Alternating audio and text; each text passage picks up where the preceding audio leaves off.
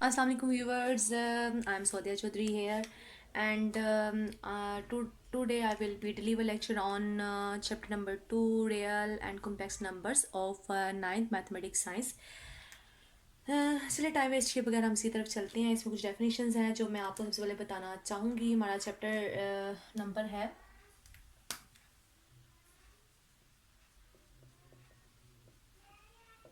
2 and its name is real and complex numbers। ये बड़ा interesting सा यानी चैप्टर है। जो कॉम्प्लेक्स नंबर है वो दुनिया में मेरे ख्याल से कॉम्प्लेक्स नंबर्स का जो सेट है वो सबसे लार्जेस्ट सेट है। वो कैसे है वो मैं अभी आपको सारी डिटेल बताती हूँ उसके बारे में। टर्न बाय टर्न सारे सेट्स की डेफिनेशन बताती हूँ आपको। जी हम स्टार्ट करते हैं अपने सबसे पहले सेट से। हमारा जो सबसे पहला सेट है वो है नेचुरल नंबर का सेट।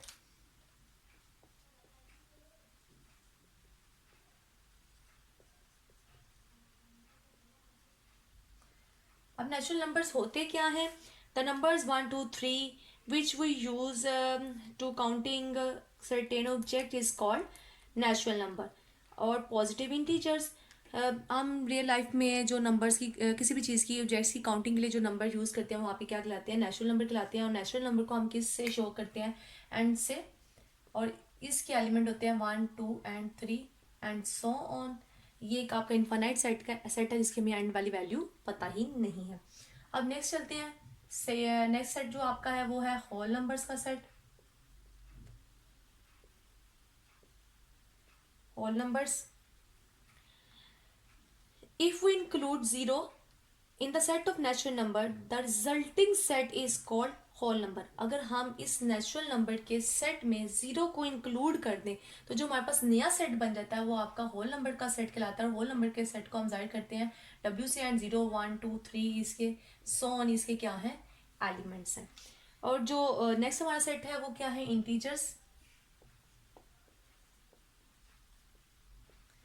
अब जो इंटीजर्स का सेट है वो बेसिकली बेस करता है positive integer, zero and negative integers. यानी हम लोग पॉजिटिव नंबर भी ले लें, नेगेटिव नंबर्स भी ले लें, उसमें जीरो को इंक्लूड कर दें तो हमारे पास जो सेट बन जाता है वो क्या कहलाता है? इंटीजर्स का सेट कहलाता है।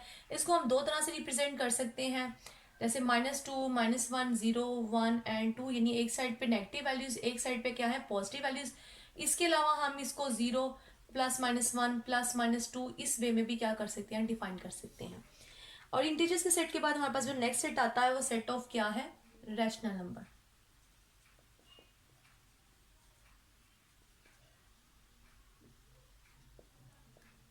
जो रैशनल नंबर का सेट है वो इस तरह का होता है कि all numbers of the form P over Q where Q P and Q are integers and Q is not equal to 0 is called rational numbers.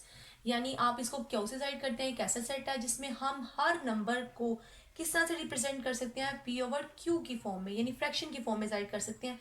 और इसमें से जो पी और क्यू है ना वो आपका बिलोंग करता है किस में से? सेट ऑफ इंटीजर्स में से।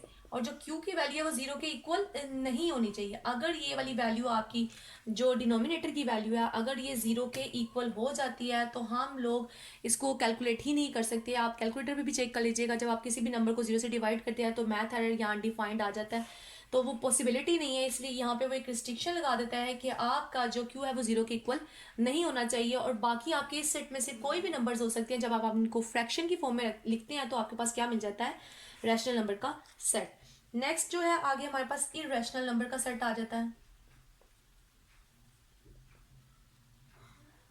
इरेशनल नंबर्स ऐसे नंबर्स होते हैं जिनको हम पी ओवर क्यू की फॉर्म में नहीं लिख सकते, यानी हम लोग फ्रैक्शन की फॉर्म में नहीं लिख सकते। वो इस तरह के एलिमेंट्स होते हैं कि जिनको हम ऐसे एलिमेंट्स होते हैं यानी जिनको हम पी ओवर क्यू की फॉर्म में नहीं लिख सकते। यानी एक्स, देयरफॉर एक्स इस तरह के एलिमेंट होते हैं जिनको पी ओवर क्यू की फॉर्म में नहीं लिख सकते। एंड आपका जो पी एंड क्यू है वो बिलोंग्स करता है किस में से? जी में से ही। और क्यू जीरो के इक्वल नहीं होता। और इस वाले सेट को हम किससे साइड कर सकते हैं? क्यू प्राइम से। इसको हम क्यू से साइड करते हैं, इसको क्या करेंगे? क्यू प्राइम से साइड करेंगे। अब आते हैं लास्ट में किसके? Real number. रियल नंबर्स का जो हमारे पास सेट होता है इस सेट को हम लोग जाहिर करते हैं किससे? Union of rational number and irrational number, यानी रैशनल नंबर और इरेशनल को जब हम लोग कंबाइन करते हैं तो हमारे पास जो रिजल्टिंग सेट आता है वो किसका सेट, वो कौन सा सेट होता है हमारे पास, रियल नंबर्स का सेट होता है। अब हम नेक्स्ट मूव करते हैं अपने अगले यानी मेन सेट की तरफ जिसका नाम है कॉम्प्लेक्स नंबर। हाँ जी, कॉम्प्लेक्स नंबर क्या है, a number of the form, यानी आपके पास कोई भी नंबर हो जिसको हम इस फॉर्म में लिखते हैं z equal to a plus B iota is called a complex number where a and b are real numbers, यानी इसमें a and b क्या रियल नंबर है, and iota is equal to square root -1 है, यानी aorta की figure value क्या है आपके पास, स्क्वायर रूट -1। तो इस तरह का नंबर आपका क्या कहलाता है, कॉम्प्लेक्स नंबर कहलाता है। इसकी प्रॉपर्टीज और इसको कैसे हम लोग कैलकुलेट करते हैं या इससे रिलेटेड जितने भी क्वेश्चंस हैं वो हम नेक्स्ट आगे एक्सरसाइजेस में करेंगे। अब यहाँ पे एक फिगर की वजह से इन तमाम जो सेट्स हैं इनको थोड़ा सा देख लेते हैं कि इन सारे सेट्स में क्या फ़र्क है। जो नेचुरल नंबर का सेट है वो आपका सबसे छोटा सेट, जब हम इस नेचुरल नंबर के सेट के अंदर जीरो को इंक्लूड कर देते हैं तो हमारा एक नया सेट बन जाता है। कौन सा सेट बन जाता है, होल नंबर का सेट बन जाता है। और जब इस होल नंबर के अंदर हम लोग कुछ नेगेटिव फिगर्स को ऐड कर देते हैं, यानी नेगेटिव नंबर्स को ऐड कर देते हैं, तो हमारे पास सेट ऑफ क्या बन जाता है, इंटीजर्स बन जाता है। कुछ डायग्राम ठीक नहीं बनी, सर्कल्स में कुछ ठीक से नहीं बन रहे, लेकिन आप अंडरस्टैंड कर रहे हैं ना, इट्स ओके। आगे नेक्स्ट अगर हम लोग इसमें रैशनल नंबर्स को ऐड कर देते हैं यानी क्यू को ऐड कर देते हैं, तो जो नेक्स्ट वाला जो आपके पास रिजल्ट आता है वो क्या बन जाता है, रैशनल नंबर का सेट, यानी नेचुरल से एक बड़ा होल नंबर का सेट, फिर उससे बड़ा सेट ऑफ इंटीजर्स, फिर उससे बड़ा वाला एक सेट आ जाता है रैशनल नंबर का। और जब रैशनल के साथ साथ हम इरेशनल नंबर को भी ऐड कर देते हैं तो हमारे पास रियल नंबर का सेट बन जाता है। और इन जब रियल नंबर्स के बाद हम लोग एक स्पेशल फॉर्म में नंबर्स इस तरह से शो करना शुरू कर देते हैं तो ये उससे भी बड़ा यानी रियल नंबर से भी बड़ा एक हमारे पास सेट आ जाता है जिसको हम बोलते हैं कॉम्प्लेक्स नंबर का सेट। यानी ये सबसे लार्जेस्ट सेट है इस वर्ल्ड में, सी यानी सेट ऑफ कॉम्प्लेक्स नंबर। अब हम लोग एक्सरसाइज की तरफ मूव करेंगे, नहीं इसके बाद हम लोग तो कुछ डेफिनेशन है उसकी तरफ मूव करते हैं, वो डेफिनेशन है रैशनल नंबर से रिलेटेड, उसके बाद हम एक्सरसाइज की तरफ मूव करेंगे इंशाल्लाह। जी, रैशनल नंबर्स को रिप्रेजेंट करते हैं कैसे, उसके बारे में थोड़ी सी डिटेल बताती हूँ। The decimal representation of rational numbers, decimal का मतलब क्या है, हमने कहा था कि रैशनल नंबर्स हम किस फॉर्म में लिखते हैं, पी ओवर क्यू की फॉर्म में लिखते हैं। जब हम इनको डिवाइड करके डेसिमल की फॉर्म में यानी पॉइंट के साथ कोई फिगर लिखते हैं तो क्या कहलाता है, डेसिमल रिप्रेजेंटेशन कहलाती है। The decimal representation of rational numbers दो तरह की होती है। फर्स्ट जो है वो आपकी क्या है, terminating decimal fraction, the decimal fraction in which there are finite number of digits in its decimal part is called terminating decimal fraction। यानी एग्जांपल्स में समझाती हूँ तो आपको ज़्यादा बेहतर समझ आएगा। जैसा कि 2/5 अगर आपके पास कोई नंबर है, जब हम इसको डिवाइड करते हैं तो हमारे पास रिजल्ट क्या आता है, 0.4। यानी डिवाइड करने के बाद जो डेसिमल वाला पार्ट है आपका वो आपका फाइनाइट हो, यानी फिक्स नंबर हो उसमें, वो आने के बाद यानी मतलब वैल्यू निकलने के बाद स्टॉप हो जाए, आगे चलता ना रहे, ऐसे यानी डेसिमल पार्ट को क्या बोलते हैं, फाइनाइट डेसिमल पार्ट या finite numbers of digits in its decimal part. तो ऐसी जो फ्रैक्शन होती है जिसको डिवाइड करने के बाद हमारे पास एक number of finite number of digits आ जाते हैं, क्या कहलाती है आपकी, टर्मिनेटिंग डेसिमल फ्रैक्शन कहलाती है। इसकी एक दूसरी एग्जांपल भी दे देते हैं। दूसरी एग्जांपल जैसे कि 2/8 है और 2/8 को अगर मैं डिवाइड करती हूँ तो हमारे पास रिजल्ट आता है 0.25।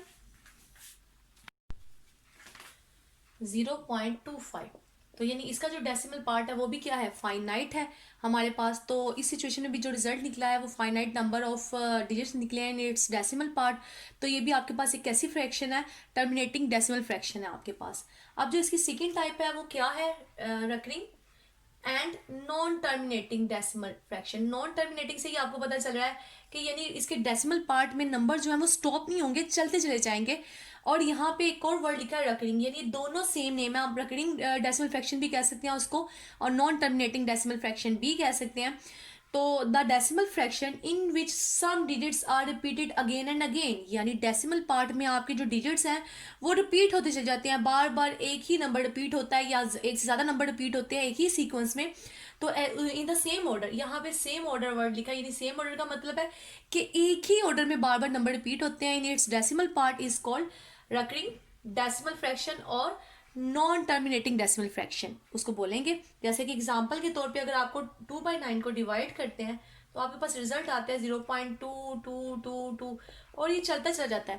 यानी अब एक नंबर है 2, इसके डेसिमल पार्ट में जो रिपीट होता जा रहा है again and again and again, तो इसका मतलब ये है कि ये कौन सी आपकी फ्रैक्शन है तो ये रैशनल नंबर, लेकिन रैशनल नंबर में से कौन सी वाली है, रेकरिंग कह सकते हैं या नॉन टर्मिनेटिंग डेसिमल फ्रैक्शन कह सकते हैं। एक और एग्जांपल देख लेते हैं, जैसा कि 4/11 को अगर मैं डिवाइड करती हूँ तो रिजल्ट आता है 0.3636 एंड 36, यानी आपका जो ये 36 है वो रिपीट होता चला जा रहा है एक ऑर्डर में 36 36 36, ये रिपीट होता चला जा रहा है। तो ये भी आपके पास क्या है, रैशनल नंबर, लेकिन ये रैशनल नंबर आपके पास कौन से वाला है, डकरिंग, या इसको आप क्या कह सकते हैं, नॉन टर्मिनेटिंग डेसिमल फ्रैक्शन। अब आते हैं इरेशनल नंबर्स। आपके इरेशनल नंबर्स जो होते हैं इनके बारे में भी हमें इजीली पता चल जाता है। वो कैसे पता चलता है, जो इनका डेसिमल पार्ट होता है ना, वो ना तो टर्मिनेटिंग होता है और ना ही रकरिंग होता है, यानी डेसिमल पार्ट में आपके नंबर स्टॉप नहीं होते, फाइनाइट नंबर नहीं होते डेसिमल पार्ट में। और इसके साथ साथ जो नंबर्स अगर आते हैं वो रिपीट भी नहीं होते एक सीक्वेंस में, बल्कि डिफरेंट नंबर होते हैं। The decimal form of an irrational number would continue forever and never begin to repeat the same block of digits, यानी वो चलते चले जाते हैं, नंबर स्टॉप नहीं होते, और दूसरा ये क्या आपको बता रहा है कि वो रिपीट भी नहीं होते। ऐसे नंबर्स क्या कहलाते हैं, आपके इरेशनल नंबर्स कहलाते हैं। फॉर एग्जाम्पल जैसे स्क्वायर रूट 2 है, जब मैं इसका स्क्वायर रूट लेती हूँ तो मेरे पास रिजल्ट आता है 1.41421356 अगर आप इसको देखें तो ये आपके जो वैल्यूज हैं वो क्या हो रही हैं, डेसिमल पार्ट में रिपीट भी नहीं हो रही, यानी कोई एक खास सीक्वेंस से वो अगेन अगेन रिपीट भी नहीं हो रही और ना ही स्टॉप हो रही है। तो ऐसा यानी नंबर आपका क्या कहलाता है, इरेशनल नंबर कहलाता है। जैसे पाई भी आपका क्या है, एक इरेशनल नंबर है, क्योंकि इसकी वैल्यू 3.14159265 होती है। तो ये आपके पास कौन सा नंबर बन जाता है, इरेशनल नंबर बन जाता है। और इरेशनल नंबर की पहचान ये है कि इसके डेसिमल पार्ट में ना तो नंबर स्टॉप होते हैं और ना ही रिपीट होते हैं। अगर नंबर स्टॉप होंगे तो रैशनल नंबर होगा, और रैशनल नंबर में से कौन सी वाली कैटेगरी होगी, टर्मिनेटिंग वाली। और अगर रिपीट होते हैं तो रैशनल नंबर होगा, और वो कौन सी वाली कैटेगरी होगी, रकरिंग वाली। और अगर वो रिपीट नहीं होते और ना ही स्टॉप होते हैं तो फिर वो आपके कौन से नंबर होंगे, इरेशनल नंबर्स। आज के लिए मेरा यही इतना ही लेक्चर जो है ना वो काफ़ी है। मैं इंशाल्लाह अपने नेक्स्ट लेक्चर में 2.1 एक्सरसाइज को सॉल्व करना बताऊंगी इंशाल्लाह। ओके, अल्लाह हाफिज़। लेकिन जिन लोगों ने मेरा चैनल को सब्सक्राइब नहीं किया वो इसको सब्सक्राइब कर दें और लाइक भी कर दें और बेल आइकन पे भी टच कर दें, ताकि नेक्स्ट जो वीडियोस मैं अपलोड करूँ उनकी नोटिफिकेशन आपको मिलती रहे। अल्लाह हाफिज़।